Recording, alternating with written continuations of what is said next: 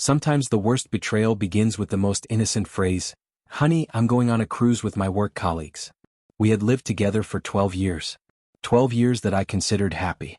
My name is Jack, and I work as a camp instructor in the mountains near San Bernardino. My wife Vivian had always been ambitious. A human resources manager at a large corporation, always in a business suit, always connected. We didn't have children because she wanted to build her career first. I waited. I always waited. That morning in March, she said she was going to a corporate event, a week-long cruise along the Pacific coast. Team building, training sessions, networking. I even helped her pack her suitcase. Kissed her goodbye. Said I would miss her. But something didn't give me peace. Maybe it was the way she smiled at her phone the past few weeks. Or how she suddenly started buying new lingerie. Not for me, I knew that for sure. The sixth sense that we survival instructors develop over years in the mountains suddenly kicked in a completely different context. I rented an unremarkable gray Toyota instead of my noticeable pickup truck. Followed her to the port of Long Beach. Watched as she climbed the gangway of the massive liner. But not alone. A man in an expensive suit placed his hand on her back. Too familiar. Too tender. They disappeared inside the ship together. I couldn't just drive home. I bought a ticket for the same cruise, the last available cabin. It cost all my savings for 3 months, but I had to know the truth. There were over 2,000 passengers on the ship, so I risked her seeing me, but I was careful.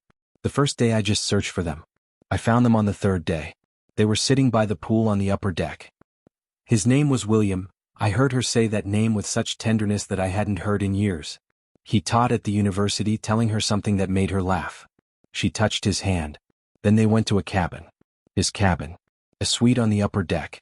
I stood in the corridor for 3 hours until they came out. My heart was beating so loudly that I was afraid they would hear. But they were too occupied with each other to notice me in the shadows. The following days became a real reconnaissance hell. I photographed them. Recorded conversations on a voice recorder when I could get close enough. I collected evidence as I would collect kindling for a fire in the forest, carefully, methodically, knowing that one spark would ignite everything. But the worst thing I heard by accident when they sat on deck at night, thinking no one was around. "I did it last week," Vivian said. "Abortion. I couldn't give birth to your child while still with him."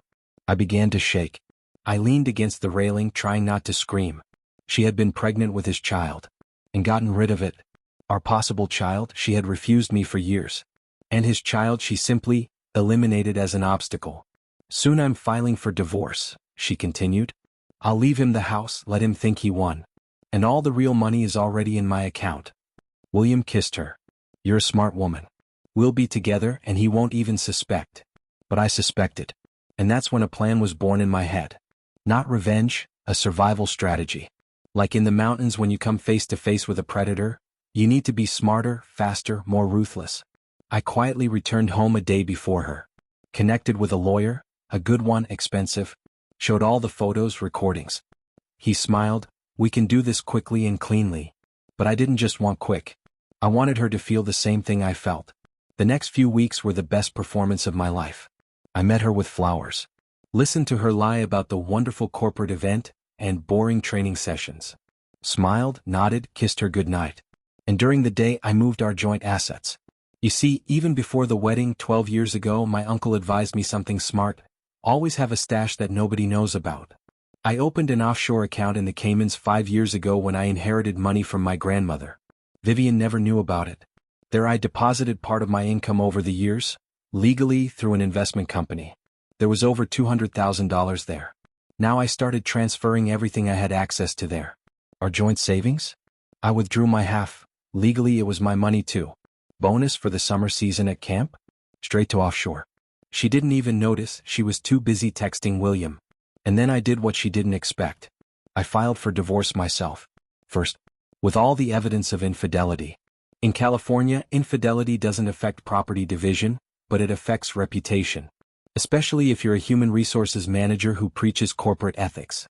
Her company found out about the affair with William. He turned out to be a married professor with whom her firm collaborated on educational programs. Conflict of interest. Violation of the ethical code. She was asked to leave of her own volition. Vivian came to me, cried, begged to give her one more chance. But I was cold as a mountain stream in January. "I knew about the cruise," I said simply. "I was there." Her face. I'll never forget that expression of confusion and horror. She understood that I saw everything, heard everything, knew about the child. The divorce lasted 4 months.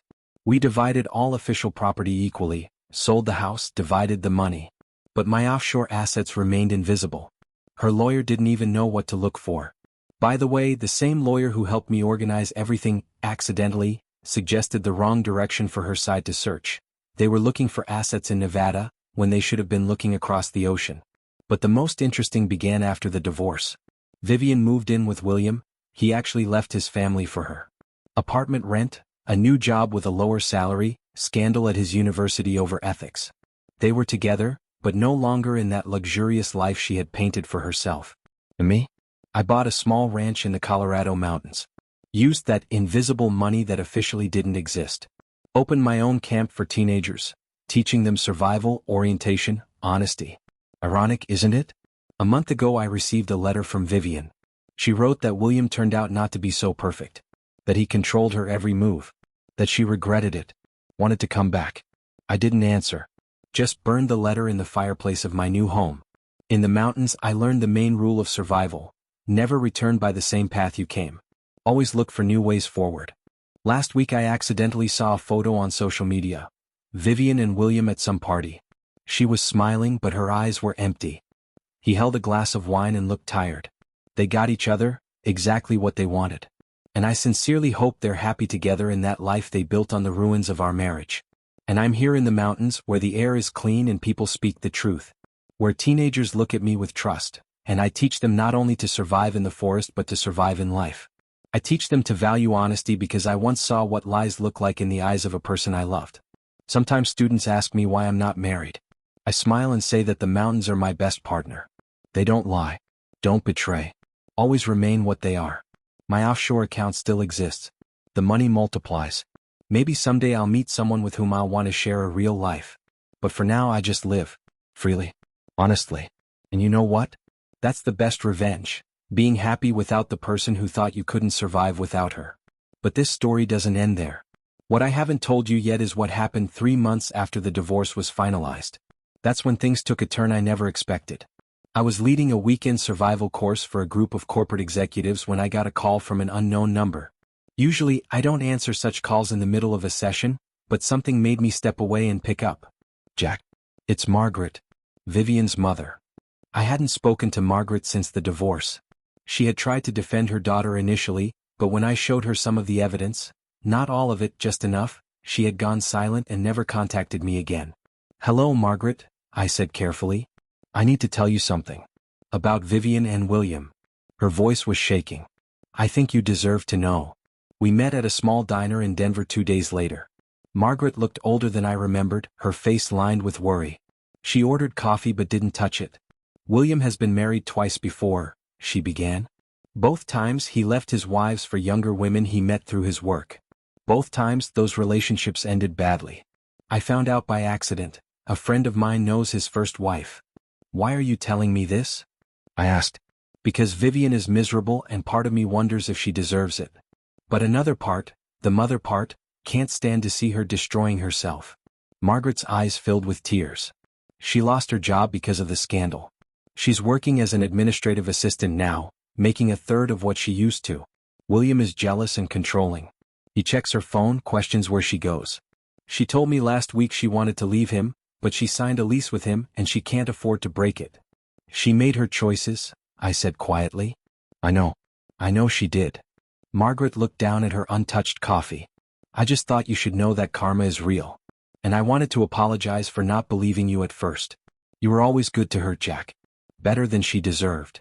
After Margaret left, I sat in that diner for another hour, processing what she'd told me.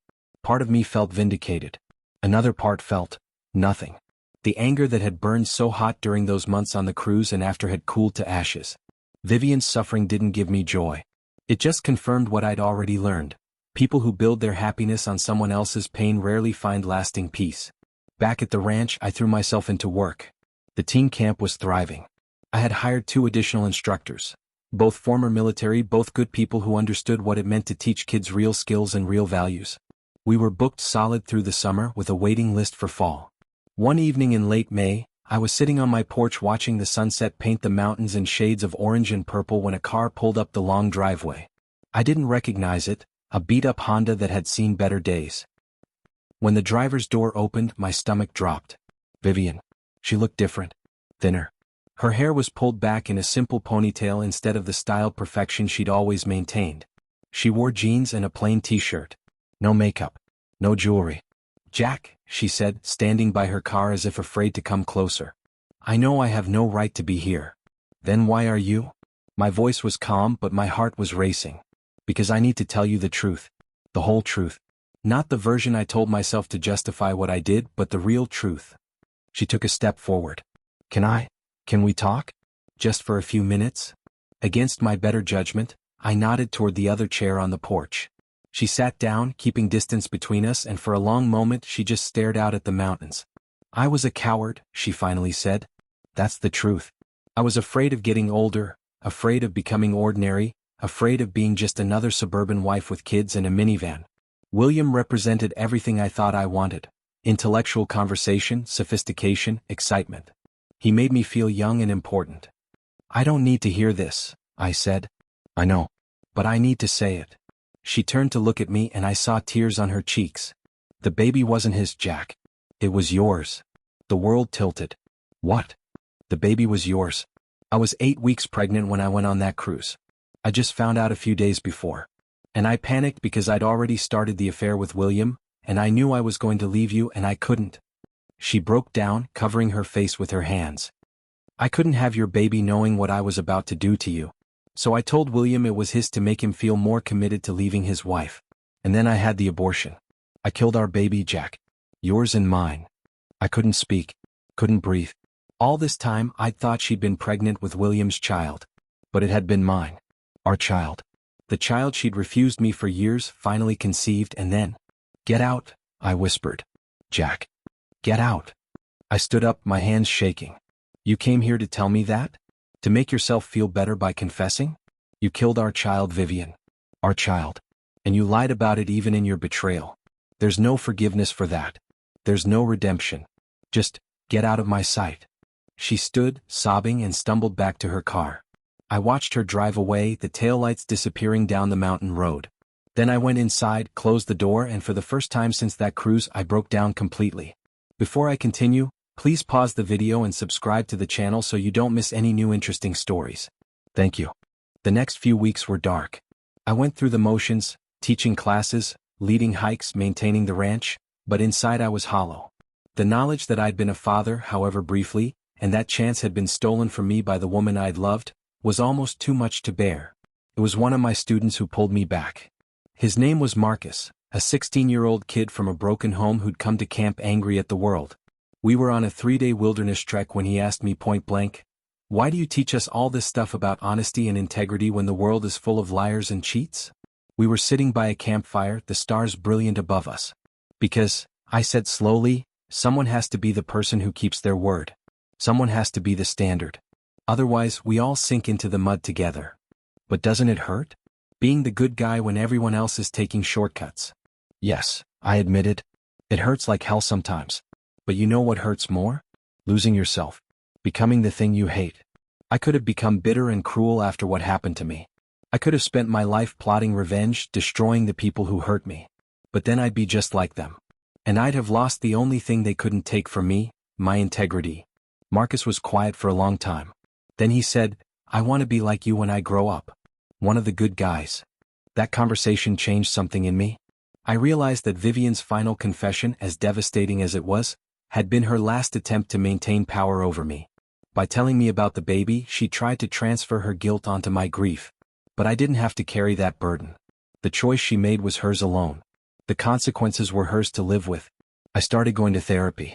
Found a good counselor in Denver who specialized in betrayal trauma and complicated grief. Through those sessions, I learned to separate my pain from my identity. Yes, I'd been betrayed. Yes, I'd lost a child I never knew existed. But those facts didn't define me. They were things that happened to me, not who I was. By midsummer, I felt like I could breathe again.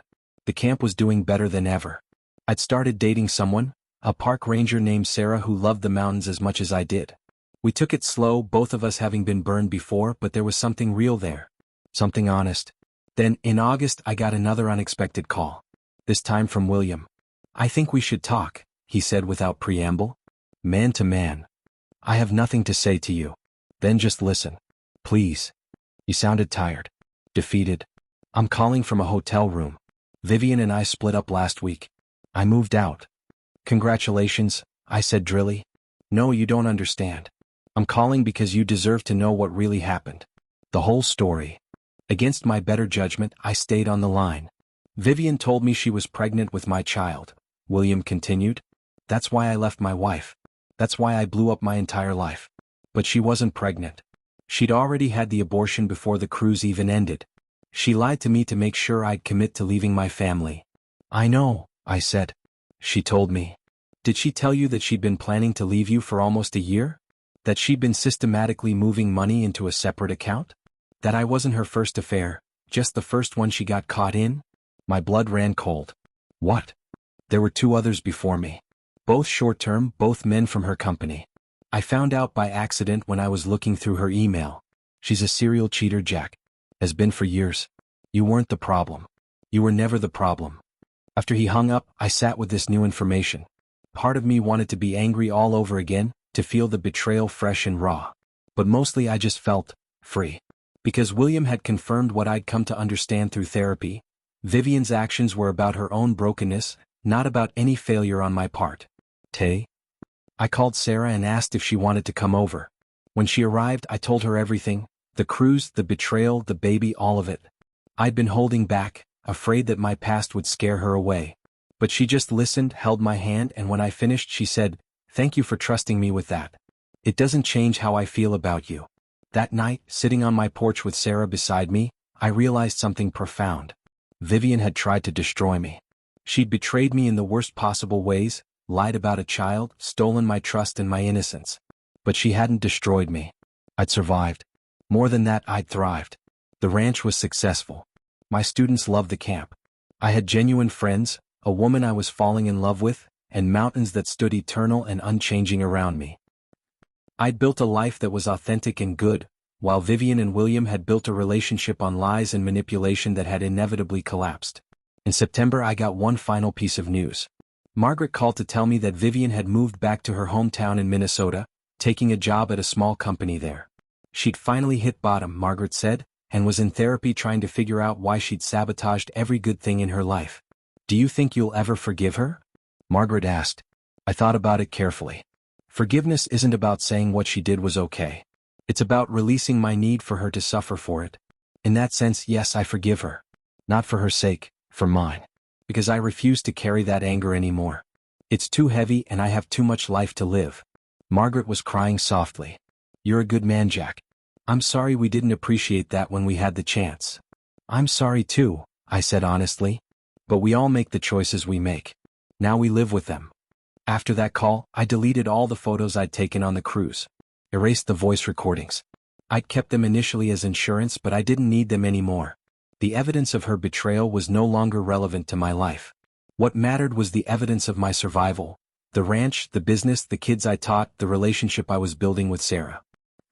On a crisp October morning, almost exactly 18 months after I'd followed Vivian to that cruise ship, Sarah and I went on a hike to my favorite spot in the mountains. We stood at the peak, looking out over the vast wilderness, and I felt something I hadn't felt in years, complete peace. "I want to tell you something," Sarah said, turning to me with a smile that made my heart race. "I'm being offered a promotion. But it would mean relocating to Wyoming. To the Tetons." My stomach dropped. That's far." "It is. But I'm not going to take it." She took my hands. "Unless you want to come with me. We could start fresh there. New mountains. New adventures. Together." I looked at her, really looked at her. At the honesty in her eyes, the strength in her smile, the authenticity of her presence. This was what real love looked like. Not the performance Vivian and I had maintained, not the secret affair she'd pursued with William, but genuine partnership between two people who chose each other every day. "Yes," I said. "Let's do it." We sold the Colorado ranch to my assistant instructors, who'd been wanting to buy it for months. Packed up my life and moved to Wyoming, where Sarah and I built something new together. A bigger camp. A real home. Eventually, a life that included the family I'd always wanted. 3 years later, I got a wedding invitation in the mail. It was from Marcus, the kid who'd asked me about being one of the good guys. He'd graduated from college, found a career he loved, and was marrying his high school sweetheart. The invitation included a note. "You taught me that integrity matters more than everything else. Thank you for being the example I needed. Please come celebrate with us." At the wedding, surrounded by former students and their families, I stood with Sarah beside me and realized something profound. Vivian had tried to take everything from me, my trust, my dignity, even my child. But she'd failed. Because the things that really mattered, integrity, resilience, the ability to build authentic connections, those things couldn't be stolen. They could only be surrendered. And I'd never surrendered them. Sometimes, late at night, I wonder about Vivian. Wonder if she ever found the peace she was looking for. Wonder if she ever stopped running from herself. But those thoughts are fleeting now, like clouds passing over the mountains. They come, they go, and they leave no lasting mark. Back then, that morning when she told me about the cruise. But the storm that followed didn't destroy me. It revealed who I really was, and who I could become. My offshore account? I donated most of it to a charity that helps children of divorce. Kept enough to invest in the new camp, but the rest went to kids who needed help processing their parents' betrayals.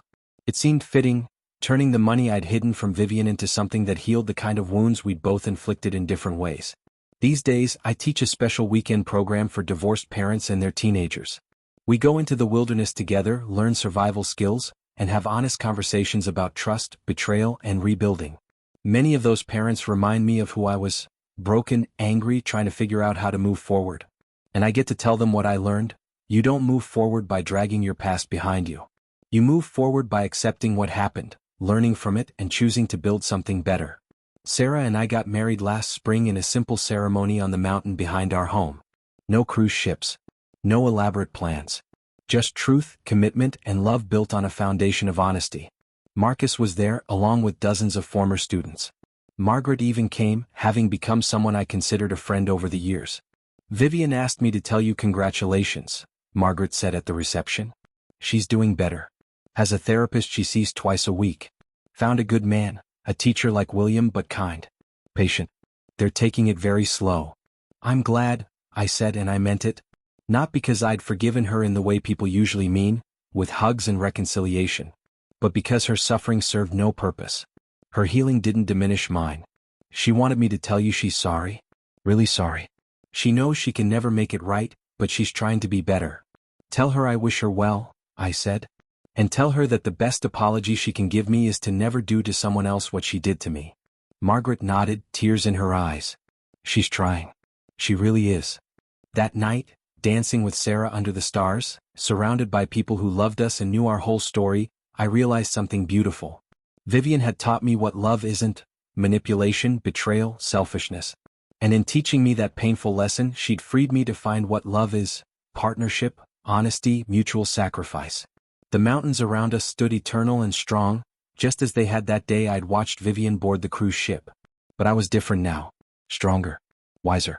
More capable of real love because I'd survived false love and come out the other side. Sometimes the worst betrayal begins with the most innocent phrase. But sometimes, that betrayal is the doorway to the life you were always meant to live. The one where you're finally, completely, authentically yourself.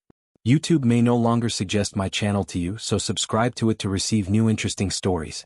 You will also help the channel grow and improve the quality of its content. The screen now displays a playlist with other interesting stories that you can listen to. You can also write in the comments what stories you would like to see on the channel.